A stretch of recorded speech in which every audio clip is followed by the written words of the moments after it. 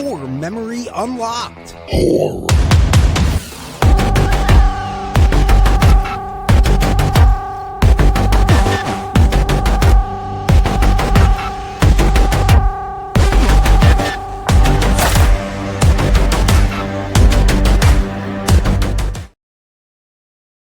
Welcome back to Core Memory Unlocked Horror, Zachary's Revenge. I am Zachary, and alongside with me is my gym teacher, Jim. Yo. Yo, indeed, mother sucker. We're not quoting in this one, but that's A-okay. That's all right. You can follow the Death Curse Club on Instagram. We have this YouTube. Subscribe, like, comment. We have a bunch of links in the bottom of the description that you can help this channel out. The Gruesome Brew Coffee, the Tea Public, the Patreon. You can do all that. That would be great to you. It would be great for us, and it's great stuff to you. From me to you. Anyways, so we're here for part 2 of A Nightmare on Elm Street series. We are here to talk 1985's A Nightmare on Elm Street 2, Freddy's Revenge. Jim, before we even start, there is something about this series. I Mandela effect myself of this franchise. Okay. This is a core memory. And I didn't realize it until I watched with Brooke on the reactions, again, in the description below if you want to watch the reactions to the Nightmare on Elm Street series that we did. I watched them before bed. Yes, you do, as you should. The Patreon versions, which are 2 hours long because you're edging yourself for a whole 2 hours. So I Mandela affected myself. I thought the original was the only one of the series that was called A Nightmare on Elm Street. I thought after that one, every single one of them was called Nightmare on Elm Street. I don't know how I did it. I don't know why I did it. And I think it could be, let me look at this. Let me look at the cover. No, because A Nightmare plays prominent. But I swear to God, eventually, the Nightmare logo, it's going to be like a little A with a big nightmare on it. So for me, I always Mandela affected myself and thought the reason why Wes Craven did that is because he made it. And then New Line wanted to take the rights from him. So they just started calling it Nightmare on Elm Street. Boom. There you go. There's a fact you didn't know, Internet. Welcome to the party. A Nightmare on Elm Street 2, Freddy's Revenge. A year later from release of A Nightmare on Elm Street, but this is based 5 years after the original movie, which blew me the fuck away. We start off with this school bus going down the street. Ends up being a dream that our person that we're following, Jesse, he had a nightmare. He just moved into a new house, unbeknownst to him, beknownst to us. It's Nancy's house. And through this, the game is changed in this movie. It is not about kids' dreams being affected. It's about Freddy Krueger being able to use Jesse's body as a vessel to kill people. So like in this, there's a gym teacher that absolutely hates Jesse and his friend. And one night, Jesse gets kind of possessed by Freddy and goes to a club of dominatrix, of bondage, if you will. And gets caught by the gym teacher there. Gym teacher takes him back to the gym. Just puts him through all kinds of trauma that he's not going to be able to deal with. And Freddy kills the gym teacher, comes out of the body. And even in the movie, when Jesse starts finding out about it, Freddy says, "You are the body, I am the brains," and starts ripping. And that's that gnarly Freddy humor that still works. Eventually, Freddy does come out during a party. Again, I highly suggest watching my reaction with Brooke on this movie because it is top tier. This is fantastic reaction. He looks at all the kids. He's like, "You are all my children now." And eventually Jesse's got to say, "No, I don't want you." And in a very Ghostbusters, okay, yeah, so she's a dog. Like, Freddy burns up. He exoskeletons out of Freddy's body because they've been swapping. And Jesse lives. But then at the end, they're on the bus. Jesse's talking to his girl and the friend, and then all of a sudden Freddy's glove pops through her and the bus rides off into the sunset. Basic plot of the movie. There is a gyrating dancing scene in this. What's really great about this movie, honest to fucking God, for me, Jim, before I get into watching it from the past, my biggest takeaway from this is the documentary Scream Queen, where we follow, what's his name? Mark Patton? Mark Patton. And how traumatic this movie was for him, and how the director and the writer, how they kind of set him up to be this like very frazzled and kind of semi-outed him. From Mark's perspective. That's how it felt. And that's kind of my takeaway of this. Like, if I could tell anybody, I would say watch this movie, have your feelings on it when you watch it if you've never seen it, then watch Scream Queen. Because when I watched it, I was just flabbergasted by the events, you know. There's a lot about this movie that is unsettling or just not great. Like, Wes Craven has nothing to do with this. This was New Line just being like, we need to make more money on this guy. This is our winner, and that's what we're going to do. So, before we get into that, though, Jim, when was this watched for you? Like, did you see this immediately? No, more than likely it was probably one of the last ones that I watched. I would say that my friend that was really introducing me into a lot of it probably wasn't a fan of it. And so I would say it's probably one of the last ones I watched. Yeah. I would say it's not only one of the last ones I watched, it was probably not watched till I got that DVD set I mentioned earlier. And it was just like, what the fuck is this movie? And I don't even mean that from Mark Patton, because again, it had nothing to do with him. Yeah. For me. Because I'll be honest, as a fucking kid not paying attention, I didn't pick up on all those things until I was an adult watching it and being like, oh, right. Freddy, the reversal, he's outing himself, he's a little gay. Like, even Freddy in this movie, like that one scene where he just grabs his face and like purrs him with his finger on his lips. I was like, I thought he was going, oh.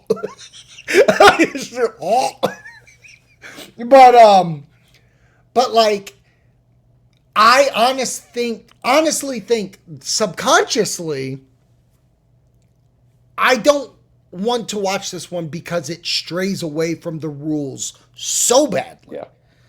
Like, this is one of those environments where it's like, yeah, you can tell whoever was brought on to write this didn't understand what was the method behind Wes's mind. That said, if this movie stood on its own feet, it is kind of enjoyable.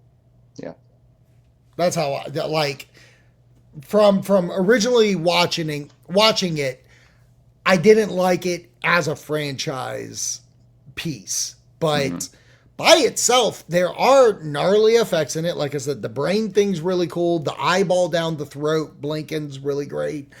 I really enjoy the cast.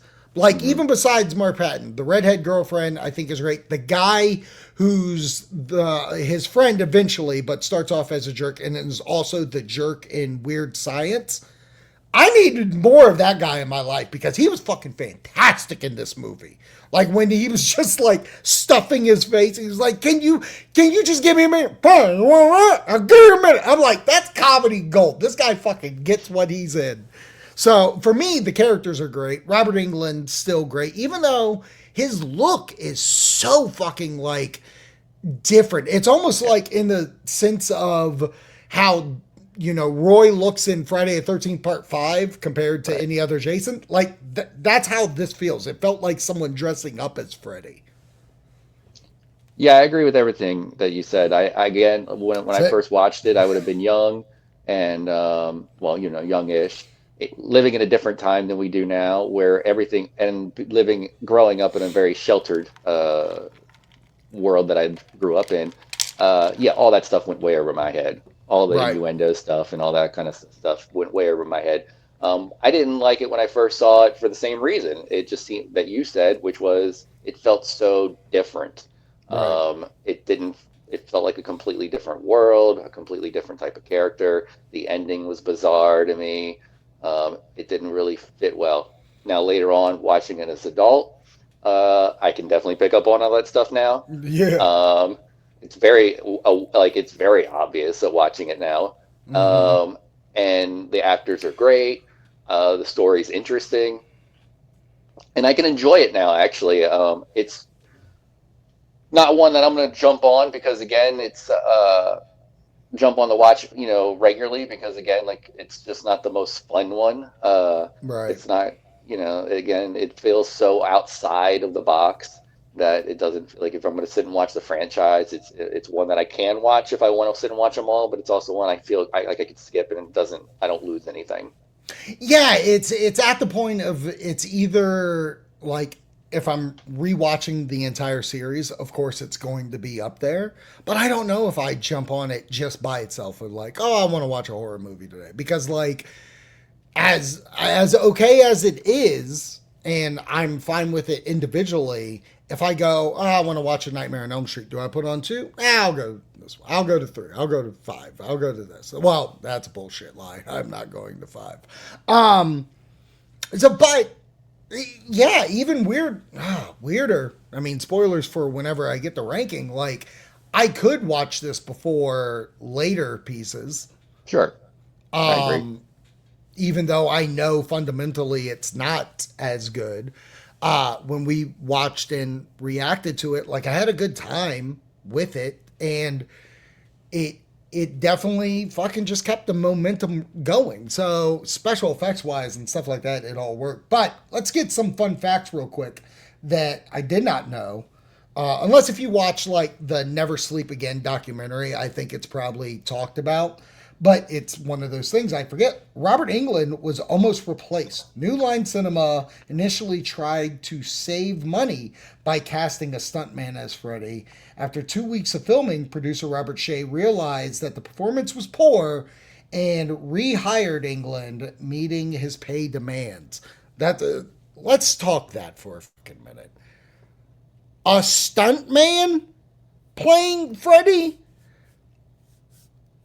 The reason why Robert works is because Robert is an actor. Like, Right. whenever you see this fucking guy talk, and I've been blessed to be able to talk to him, this man is an actor, theater director. He's directed a film. He really loves the art of acting. So him understanding this role, there's a reason. A stunt man who is hired to do stunts, not to say they can't act, Right. but to just feel like you're going to go cheap and just automatically assume he's going to nail these lines is preposterous. Yeah, you can't like we said in the last one, we you can't treat Freddy like you treat every other slasher because it's not. Right. He has a personality, he has a face. Where the other ones you can hire a stuntman and you can hire a different stuntman for every single movie that you want. And yeah, there'll Mm-hmm. be some differences and people have their favorites, but it won't affect it as much as replacing an actor. You're not going to replace, you know, um, you're not going to make Iron Man 2 and replace Robert Downey Jr. And Right. like it's just kind of the same thing because he is very much the lead of these movies. Right, 100%. And what's really great from that fact, the stuntman, because they already ran out of money, they can never go back to reshoot. The locker room shower scene is actually the stuntman Freddy coming up to him. So if you want to see what this stuntman, and weirdly enough, I already see it. I already see him coming up and walking at him completely different than what Robert Englund would have done. Like, you can tell, like, if you look at that scene with Freddy, he looks like a Michael Myers. Like, just frozen, coming at you like this. Like, Freddy would have had some swagger, some, like, fucking hat gimmick or whatever. Like, absolutely, positively, fuck that guy. I hope he's okay. I hope he's doing all right. I hope this film didn't traumatize him. Like fucking Mark Patton made Scream Queen, and fucking this guy is coming out with Scream King, the Forgotten Freddy. And it ruined his life in Hollywood. Holy shit. I mean, he was doing fine until he watched this video. Absolutely, and it's fucking the guy, it's my boy CJ Graham who played fucking Jason in 6. All right, let's see if there's any other cool factoids. Apparently a lot of people auditioned for this movie. Christian Slater, Brad Pitt, and John Stamos all auditioned to be Jesse. Wow. Which would have made it all probably very different movies. Right. Oh yeah, no, absolutely. Knowing that factoid, and are you of the mind, and do you believe that this movie shifted its tones and the way that it was because Mark Patton is gay? I mean, if you go by the documentary, which also you should watch it if you haven't. I mean, you haven't. I'm just telling the people. Yeah. But I mean, possibly. I mean, he definitely makes it sound like the director kind of goes like, "Hey, I have a vision now because of this, and I'm gonna, because you could definitely probably shoot this script and not have that. Not have that, yeah. Like the one scene in question is like the dance scene in the bedroom. Right. Like, so Mark is told, "Go put up your stuff in your room, get ready," and fucking like. He gets in his room and he's like, "All right, I gotta put everything away." Turns on the fucking stereo and it's like, drive me crazy. I don't think that fits any world where, if this was in the original script, it wasn't like he went up there and put on fucking goddamn Van Halen and just started chucking shit at the wall. I think that scene is deliberately shot and told that way because it's like, we're going to make this man dance flamboyantly. Yeah. Which... It's not even just the song and not just necessarily the way he dances. It's the way it's shot. Mm-hmm. I mean, we get like close-ups of hip gyrations and like all that kind of stuff. So it's shot like you would, like back then, it's shot in the way that you would shot a teenage girl dancing in her room. Yes, 100%. 100% that's what I was getting to. It's like, it makes me feel like you were shooting this in the way that it was going to be a female. And like, it sucks because I really love the Jesse character. I love the way he played it. And they say in the documentary of like, okay, we want you to scream. And it's very much like not a masculine scream. Right. And again, I'm with you. I think a lot of stuff, I think as a director, writer, whatever, like he was looking at, oh, now I have a message in my film. Now I have these undertones in my film. It's not just a slasher. It's this. It's talking about this. And he got backlash for it. He fucked a person's life for it. Mm-hmm. And now he wants to stay clear of it. No, I didn't do that. I didn't do that at all. So, but what's wild about that is that, it's the timing. Like, yeah, 1985, there's no place for that. You could do that now, obviously with everybody on board. Not just, undercover and be like, hey, I'm just going to screw you over kind of situation. But like, right. And because I think now, because of the way it was shot and because of the movie we have, it does still get talked about and it does have an audience. Where I think it would just be kind of swept. Otherwise, I think it would have been kind of swept under the rug as just another franchise installment. And probably forgotten about underneath all the other ones.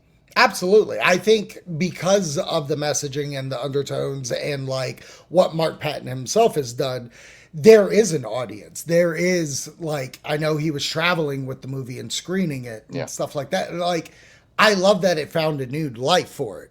And I do, again, it's one of the better of the franchise. Granted, it breaks every fucking rule of the original, but there are fun things in it. And I do like the concept of someone taking over your body. It's fucking cool.